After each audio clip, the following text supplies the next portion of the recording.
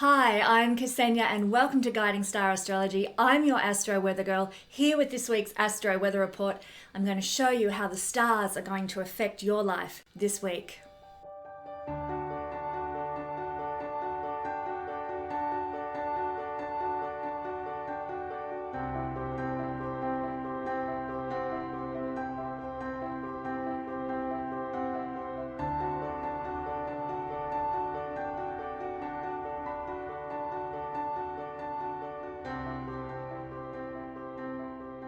Well, hello everybody in YouTube land. Welcome to this week's Astro Weather Report. I want to empower you through the tool of astrology this week, and we are looking at the general energies in play that are going to affect us on a general level from the 16th to the 23rd of July. So thank you so much for joining me.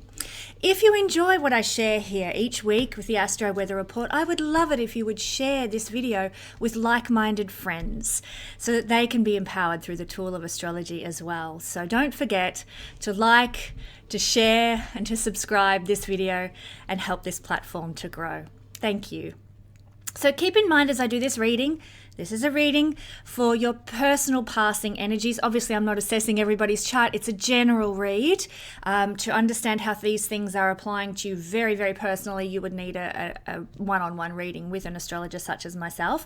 And I'm also not looking at the big collective energies of what we're living through right now. And believe me, it's full on and hectic for various reasons out there in the world. We are seeing a lot of change, a lot of growth, a lot of upheaval in the collective consciousness right now, but it needs to happen even though it's a bit of a shaky ride.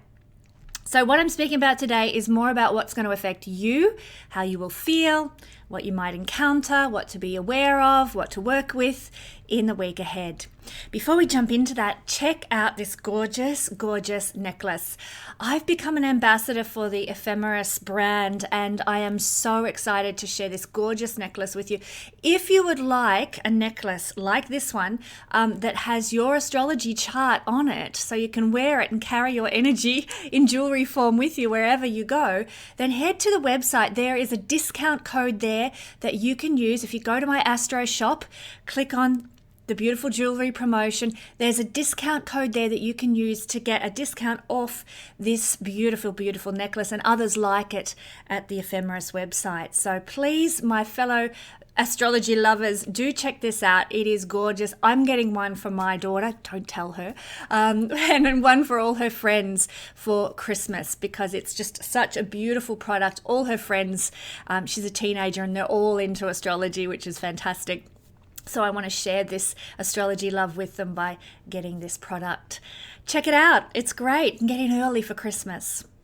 So I'm going to look now at this week's energy focuses, or at least some of this week's energy focuses. I'm not going to look at them all because there's a heck of a lot unfolding this week. I'd be here forever if I was to discuss them all with you. But if you want to know what's unfolding as the energies come up each day, then do follow along with my YouTube page. Sorry, you're already following my YouTube page, I hope. My Facebook page and my Instagram page. Follow along there and you'll get the daily updates for what energies are unfolding, what we can expect and how we can utilize them. So check out that. The links are in the Linktree banner on my YouTube page if you want to know, or in the description box. Now, on to this week's energies. Well, the first one that we've got unfolding on the 18th of July. We've got a Sun up here in Cancer, trining Neptune down here in Pisces. So a beautiful trine forming right there. This is delightful. This is an energy for more compassion, more inspiration, and lots of beautiful energetic gifts from the higher powers, from the divine. And we really could use this now. It happens twice a year that we have this aspect forming. So it's not an uncommon aspect, but we really need this year. We need this flow. We need this divine blessing on our lives, considering everything that's unfolding on the planet right now. So we're going to be feeling more in the flow on the 18th of July, generally speaking. And as such, we might encounter some powerful people, especially men, because the sun rules the masculine energy in the world. We might encounter powerful men who might bless our lives, father figures who might, give us that miracle we've been longing for, bosses, kings, people in charge, people with a sense of, kingdom building and control over their kingdom who are going to say, here, let me help you, let me support you, let me be compassionate, Neptune, towards you to help you live a better life. Bring it. I'm so excited by this energy. So this could even take the form of spiritual teachers who are men, or artists or musicians because of the Neptune influence. People in healing professions.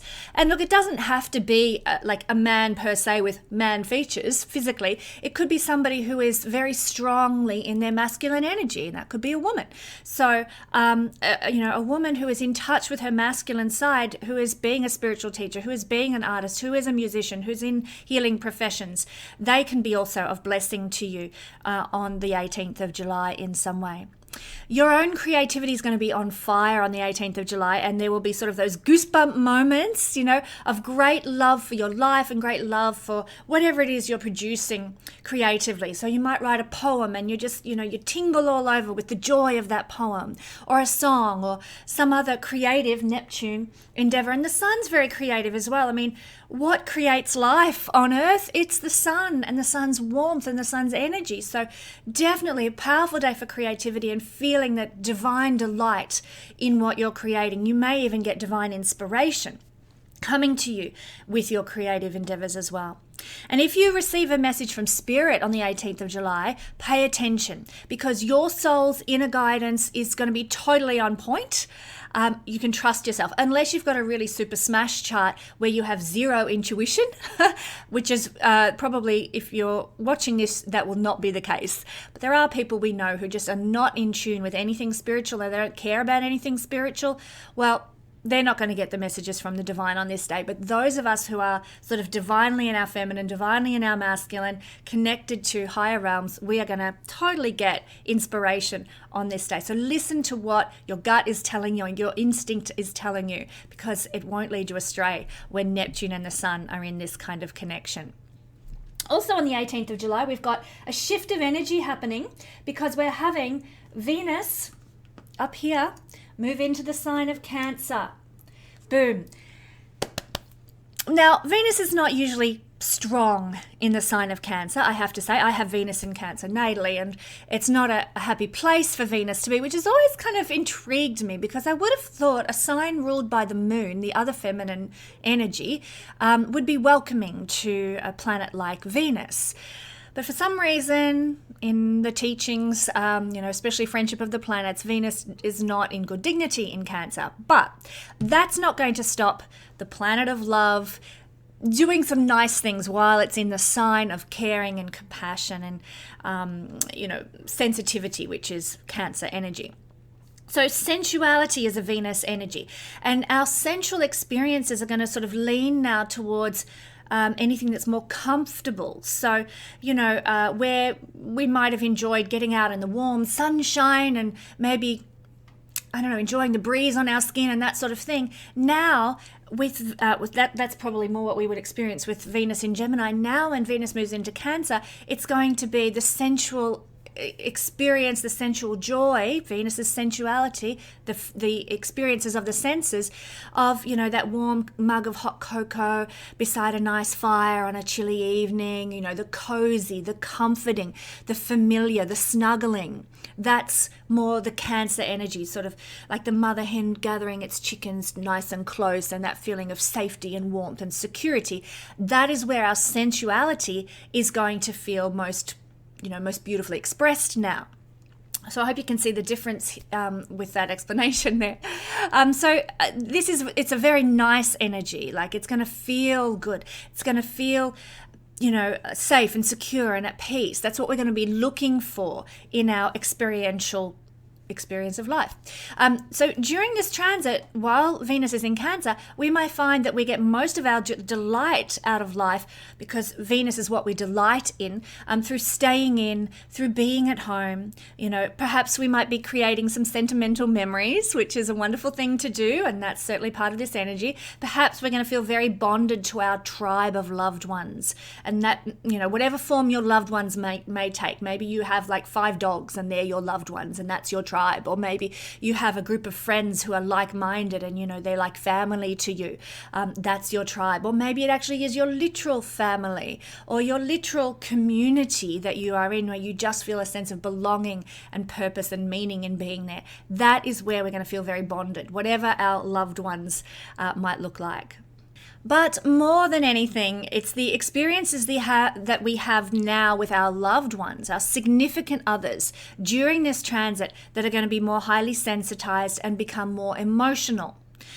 So this is for better or worse. If you're having a loving, bonding, beautiful experience with your significant other, then that's going to be just amplified and made more wonderful. But if you're having a highly emotional experience with your lover and it's not stellar, it's less than, it's an emotional experience in the negative, well, then that can get amplified too. So we're more sensitized emotionally to our relationships while Venus moves through Cancer. And our worries about finances and about security, if we've got worries about those things, they can also be amplified now, because Venus is finances and Cancer is security. So if we're on shaky ground with those things already, then this is going to sort of amplify that sort of sensitivity to our financial shaky ground. So in preparation for this on the 18th of July, it might be a good idea to sort of just make sure that all the bills are paid and all the financial obligations are met, and you're all sorted and on solid ground for the duration of this transit of Venus through Cancer. It's it's an energy while Venus is in Cancer for saving for a rainy day. Even beautifying your home is a great thing to do while Venus is in the sign of Cancer. And giving affection and warmth to those that we love is also a lovely thing to do while Venus transits through Cancer. It's a lovely thing to do anytime, but we're going to feel better about it while Venus is in this beautifully sensitive sign. Then also, 18th of July, it's going to be such a huge day because Mercury is going to go opposite Pluto. So here is Pluto in Capricorn at the latter degrees, and Mercury, who is up here now, is going to be around about 26, 27 degrees of Cancer and go opposite Pluto. What a kicker this one is. So 18th of July, hang on to your hats, everybody. Deep breath. You might need to brace yourself with this energy, because competition amps up in realms that are to do with Mercury things: advertising, marketing sectors, administration undertakings. That everything feels intense. Everything feels overwhelming now, because that's the energy of Pluto is, pushing on that Mercury. Mercury is all those things: advertising, marketing, administration, contracts and buying and selling, and Pluto is bringing in sort of ambition and competition that stresses poor old Mercury over here in a sign it doesn't really like either. Mercury doesn't do very well in the sign of Cancer. It's unfortunate. There's a lot of planets that really don't, get on well in the sign of Cancer, and I don't know why, because Cancer is such a beautiful energy, but that's how it goes. So do you work yourself in some sort of mercurial field? Maybe you work with trade, buying, selling, insurance, general business, accountancy, administration, journalism, writing, public speaking, facilitation, general teaching. It can even be anything that you do that is sort of craftsman-like, using your hands. Maybe you're a hairdresser, or maybe you're a cabinet maker or something like that. They are connected to Mercury skills of the hands and trade. So don't be surprised if this is you, if you see some sort of manipulation or power struggles or underhanded tactics in your workplace on this day. Pluto's shadow side is really awful.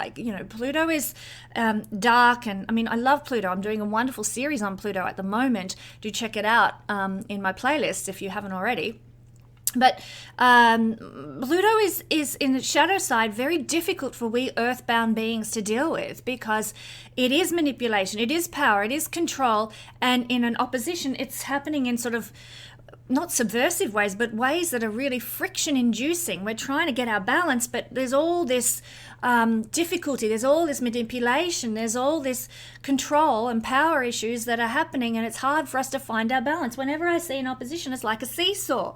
We're sort of, So people are either, putting out this dreadful vibe to us in those sorts of mercurial workplaces, or we're the ones doing it out there in our workplaces and causing imbalance in energy as well. So it can happen in, either of those ways. So that's when you work in a mercurial field. What about if you work in a Plutonian field, like psychology or grief counseling? What if you work in a funeral home or a waste management sort of area of counsel or something? Or maybe you work with something shamanic, or maybe you're a past life practitioner. Maybe you're a spy or a criminologist. Maybe you're involved in sort of a renovation industry, or maybe archaeology. These are Plutonian occupational fields. Well, if you're working in one of those fields, then you can get ready to encounter a bit of trouble with your contracts that might have to do with those fields, with your communications, Mercury, to do with those fields, with any technical services and general communication misunderstandings. Forewarned, forearmed, if you're in any of those sorts of fields, Plutonian or mercurial, there could be some upheavals and a need to rebalance your life work-wise with this energy.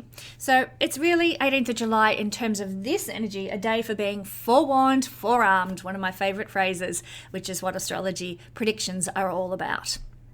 All right, let's leave the 18th of July alone and move on to something else.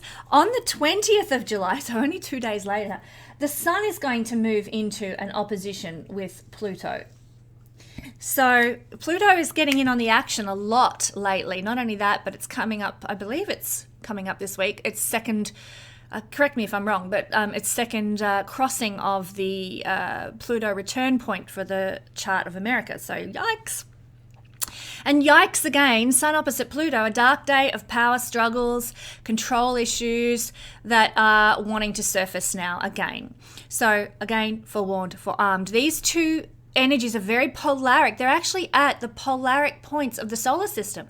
The Sun's at the center, Pluto's at the extreme outer as far as planets we use in astrology goes. Obviously, there's the Kuiper belt that goes further, and then Eris is further out than Pluto. But as far as the main planets we utilize in astrology, Pluto's the extreme.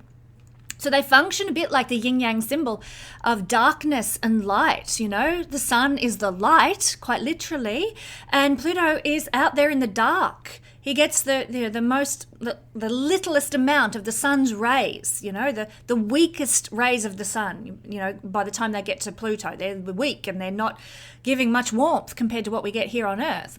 So very much in the darkness is Pluto.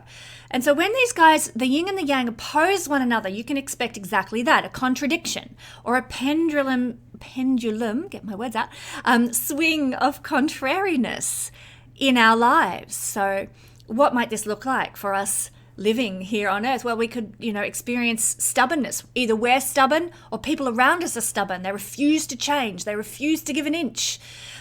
Manipulation. I mean, we've already seen a lot of that unfolding since Pluto-Mars square, and it's going to continue with Pluto-Sun opposition. Manipulation occurring in the world. Blockage of the things that we need in our lives to move forward can happen. Blockage of warmth, if you want to get literal, like there's this, the warmth for Pluto is, very lackluster by the time it gets there. And so there's this energy of lack of warmth. Pluto is sort of controlling the amount of, in an astrological sense, controlling the amount of sun warmth that is being put out into the world. Warmth and friendliness, let's say, between people, between relationship circumstances, between business partners. There's a lack of warmth under this energy. They're just a couple of expressions, worst case scenarios. It can display as very powerful people. Pluto is powerful people, and so is the Sun, who instigate violence on others. Pluto is violence. Pluto is abuse in its most shadow side, most dark side. So powerful people displaying violence and abuse, control and manipulation. And, we've seen a lot of uprisings and a lot of changes happening politically in the world. Like I often say, I'm not a mundane astrologer, and I don't enter into the geopolitical assessment of things through astrology. I will one day, but at this point in time, it's personal astrology. That's my focus. But this energy could see, and I just mentioned briefly mundane astrology, this energy could see a lot of control and manipulation and violence coming from the powerful being put on the masses, but it's going to cause friction and it's going to cause imbalance and people just won't put up with it. So what can we do? We need to walk in mindfulness on the 20th of July. We need to sort of have a lot of present moment awareness on the 20th of July to avoid being pulled into the energetic quicksand of being the manipulator, being the controller, being the one who instigates violence and abuse. And if we're not the one doing it, we need to be very present and mindful about other people doing it to us and having the guts and the strength of character to say, well, I don't have to take that and I don't have to tolerate that, and I'm making the necessary changes in my life to leave that behind, to change my circumstances. That can be really, really scary. But for a lot of people, Sun opposite Pluto is going to be another sort of calling card or another resounding bell, that says, wake up, get out of your situation. It is not healthy, and put the boundaries in place that you need to. So unfortunately, these things occur, and we get sort of an opposition to Pluto every year, which is the universe just reminding us, come back to your power. Don't let people manipulate you. Don't let people coerce you. Don't let people dominate you. And how does it do that? By putting those sorts of people in our path so that we wake up to it and we can see what's going on. If nobody's manipulating and dominating us, why do we need to take our power back? We don't. So we're going to experience these things on the 20th of July so that we wake up and learn to take our power back again. Hope that makes sense. So mindfulness, present moment awareness, and a big, hefty dose of courage, I think, for most of us on this day. Then finally, the 22nd of July. I'm looking forward to this one because I'm a Leo sun baby. And I'm looking forward to the sun moving into the sign of Leo there. Yay! The sun's placement always gives a hint of what it needs to motivate us. And so when the sun moves into its own delightful home territory, and happy birthday to all Leo sun people for this month. When the sun moves into its delightful home territory, we get motivated by Leo things. We're motivated by joy. We're motivated by a big love in our heart, a passion, and we're motivated by our own creative expression for the sheer pleasure of creating. It sounds like good times to me. So expect to feel more radiant, expect more confidence and more energy than we might usually have in our lives for the next 30 days from the 22nd of July onwards. It's also a placement for leadership, Sun in Leo people. So if you get the opportunity to put yourself forward, do so with the warmth and the generosity that Leo is renowned for, and you will attract more success into your life if you do that, thanks to the generous energy of Leo's highest vibration. Now, Leo obviously has a shadow side as well, but let's just focus on the good stuff. Who wants to go into Leo's shadow side of pride and ego and all that sort of thing? Let's just focus on the sun giving us its most gracious energy in its own home territory, where it is powerful, where it is giving benefit and benevolence, like the king that the sun is. Wonderful. Happy birthday, Leo. So I'm going to focus on the good stuff this week. I think we've had a lot of hairy energy over the last couple of weeks that I've spoken about on my videos, and I really want to focus on something more upbeat. So we're going to look at the sun in Leo for all signs and what that's going to mean. When we have Pisces rising or Pisces sun or Pisces moon people, I love Pisces moon people so much. Let me just get that straight. This is going to be putting the 6th house lord in the 6th. Well, what's this going to do for us? Well, you know something? Having the sun as the 6th house lord really empowers us in our work. And so we have this tremendous vitality, Pisces people, to work hard, to get the job done, to really shine and have confidence in our daily work. Not so much the career and legacy we want to leave, but what we do to pay the bills and get by. So a lot of Pisces have, especially if they've got, say, this natally, Some really great resources to draw from with an empowered sun to get by in life, to survive, and overcome difficulties. Because actually in Vedic astrology, if we've got a malefic planet in a malefic house, it means we have the grit to overcome adversity. So even if you're a Pisces person who's facing some difficulties, facing some adversity, conflict, nastiness and enemies and things like that, you have the grit for the next 30 days to sort of say, stuff you, and overcome those nasty enemies. So this is going to be really helpful for a lot of Pisces people who are in difficult circumstances. It's going to give us the drive, the vitality to deal with those sorts of circumstances. It's also going to illuminate for us, Pisces, who is our enemy, who is against us, and maybe that's ourselves. It could be that we are our own worst enemy, and the sun will illuminate where we are sort of self-sabotaging too. But it could also illuminate someone at work is backstabbing me. Oh my God. And then you have to deal with that. But the sun will shine a light on who has not got your back and is doing the opposite.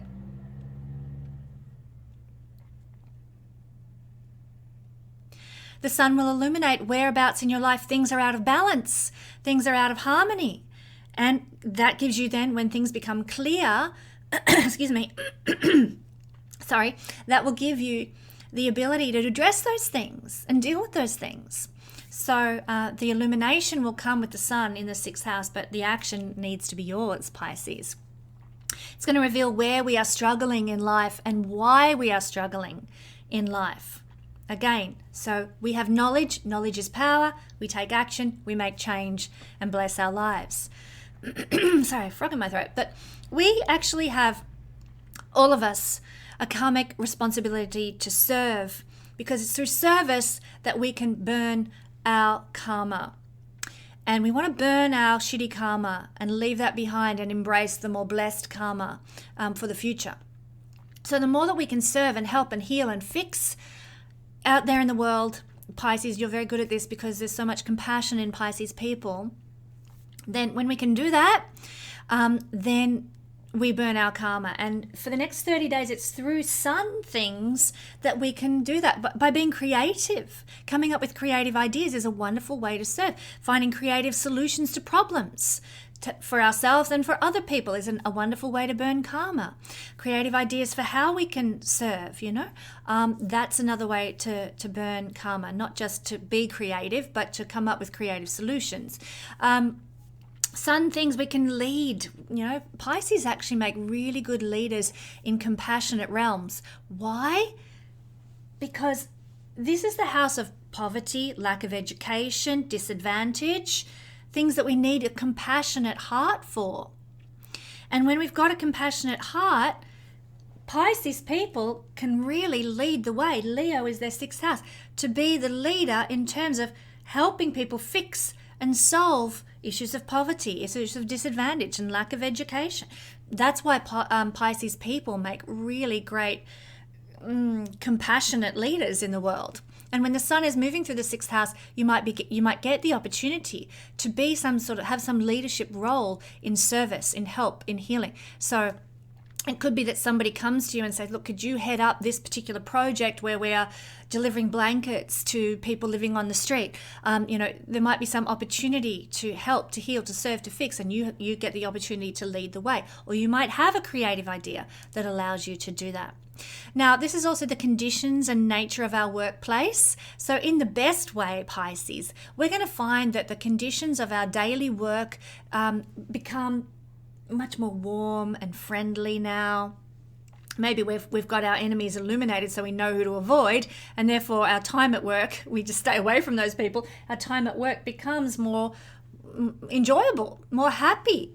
Sun is joy. Sun is where we find our pleasure. We find that we're more happy at work because we're avoiding the enemies that have been illuminated to us. And so we can bring more joy into our workplace. And that's another thing. When the 6th house lord is the sun in the 6th house, We want to find joy in our work. And so the more that you can seek to bring pleasure and happiness and joy and even playfulness and delight into what you do for a living, Pisces people, then you're going to get really rewarded. You'll make great leaps forward, receive a lot of advantage and a lot of blessing, because you are bringing sun energy into the 6th house. Pleasure, joy, delight, happiness, fun into the 6th house. Bring it. Okay, this is another thing for Pisces people, is the 6th house has to do with digestive issues. Now, if you have been having issues with your digestion, maybe through too much stress or bad eating habits or whatever the case may be, the sun moving through your 6th house might reveal to you why you're having troubles with your gut health. So don't ignore when those things are revealed and illuminated for you. Go and see the naturopath or the dietitian. Go and get those issues dealt with, because dietary health is so important. Because, we often say, oh, I feel it in my gut, or I just gut instinct. There's a reason we say that, because gut health is so important. You've heard people talk about it, I'm sure, before. We have our brain, but we also have our gut brain. That's why we listen to our intuition. And if we have digestive issues that are messing with our gut health, we can't listen to our inner guidance and our gut instinct. And Pisces, you are so intuitive. You want to know that your intuition is taking you the right direction. So get those gut health issues dealt with if they are of concern to you during the next 30 days.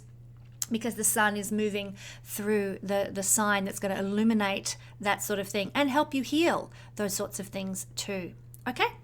So thank you, beautiful Pisces friends. I pray for you every day, and I pray for my Patreon family every day, because I love you, my followers, and I thank you for being there for me. I'll catch you next week with the Astro Weather Report.